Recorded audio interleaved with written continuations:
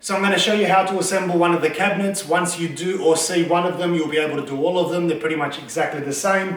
Try and assemble it on a carpeted surface so you don't damage the face of your material. If not, at the very least, open up your box nice and cleanly cut, not like I've done, and you can assemble it onto the actual box. Now all we need is a drill or a screwdriver. In my case, I'll be using a drill, so just be very careful when using a drill so that you don't strip the screw into the actual fitting. So just don't over tighten it. We've got a box of goodies here, so we'll open up this one here as well and put it on its side. They can stay on the side. It comes in pretty much 4 pieces. So we've got 4 boards that you can see coming out now. These are our top and bottom panels. And this one here is our side panels. You'll know it's a side panels because it's got a whole range of holes along the side so that you can adjust your shelves. And now we've got our backing. Pretty much the worst thing about this whole kitchen so far is this backing. As you can see there, it's a 5mm MDF board by the look of it. Not the best thing. I really wish it was a solid piece. I'm not sure why they haven't done a solid piece. Probably cheaper, save on weight, but for anybody out there, solid piece would be much better, but that's what we've got to work with so far. So we're going to take our 2 side pieces, put them on the ground. I'll bring you guys in a bit closer and I'll show you how fast it is to assemble this. So we're going to open up our first bag of goodies here, and what we're going to do is take out some dowel bits. So we might as well take out all of them now. The instructions tell you to do everything one at a time, but I'm going to show you guys how to do this real quick. So 4 pieces of dowel for each board. That is the dowel, in case you're not sure, just a little piece of timber or wood. All right, and we also need 8 of these screws here. So these are the locking screws for our cam. So pull out 8 of those. All right, so we're going to take our dowel pieces. You'll notice there's 4 larger holes on either board. Drop those dowel pieces there straight into those. And now we take our little locking screws here and they're going to go literally right beside it. So just thread them on by hand first, then follow through with a screwdriver or a drill. If you are using a drill, just be very, very careful once again. Try and control the amount of speed and torque through the actual trigger. So just press it a little bit slower than you normally would and you shouldn't have an issue.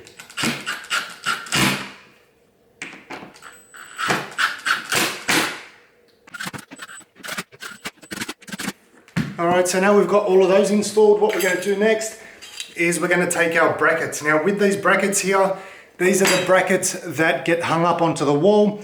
The screws that we're going to use for this one here are 6 of these short little fat ones. So they're the only ones that are in the bag that are short and fat. Grab 6 of these ones here. So when I install these screws, I only go down halfway at a time. That's to help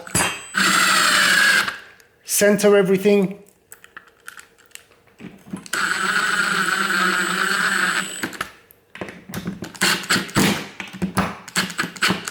That's now done. We'll do the same thing on the other side. So now we can move on to our top and bottom piece. Now if you have a look at the board, you'll notice there's a little groove on either side, and that is for our backing. So all you need to do is just basically make sure that our little groove here lines up with the groove on our side. We're going to take this one here and just drop that one there straight over the top. Push it down into place. Do the same thing on the other side. You can't get this wrong because everything has to line up with the grooves. Drop that down, and now we're going to install our cams and lock these ones here into place. So now we're going to install the cams, making sure that this face here is facing outwards. We're going to take this, drop it into place on both sides, and then once again take your drill or your screwdriver, lock that in by turning it over to the right. We're going to turn our board around and do the same thing on the other side. So now we can take our backing, remembering this one here is the one that's really, really thin. Slide that one there in through the grooves, all the way down, line it up with our bottom groove as well. Then we can take our other piece and once again line everything up, Easiest way is to put one side in, then swing it across to the other side. Once it's all lined up, push that down just a little bit, and then we're going to install our locking cams once again. Alright, so now we're on our last step, which is to put this down on its face, meaning your backing is now exposed. So now we're going to take these little spaces here. This is going to be installed on the bottom, and that is because these ones here are protruding out off the wall. So in order to level everything out, stick one on this corner, one on that corner, and we're going to take this little packet of nails here and we're going to nail everything into place. So to install all these nails, you will notice here on the edge there's a little dotted line right in the middle. That's the location that you drive your nails in. That's going to help you center everything and reduce actually driving the nail out to the side. So it's a pretty smart idea right there. This one here takes just one single nail on either side. You can put a square in there and make sure everything's nice and square.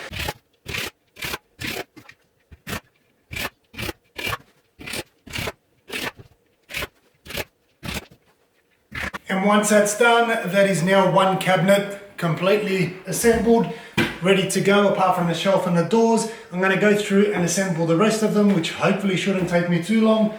Make sure you keep the rest of the bag of goodies that you've got and your little cover plates, because we're going to use them later on. So 5 hours later, I finally got all my cabinets assembled.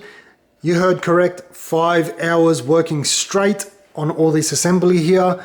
We've got roughly 13 to 15 cabinets.